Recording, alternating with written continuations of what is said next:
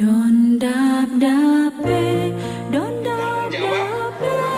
dalam kehidupan niki, karena para generasi muda kita niki merupakan tulang punggung bagi kehidupan kita semua.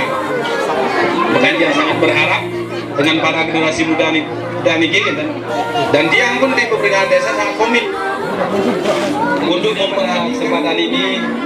Dia ada sama berbekal menyampaikan di Rahayu SDT Dharma Kumara yang ke 26 Iki san makanya saya lagi makan nampo bebat dengan kali terakhir resiko Truno dengan Jagat Badung niki. Saya pertama niki kebejang punggung kaler ngancan rakat rumakat rekaku.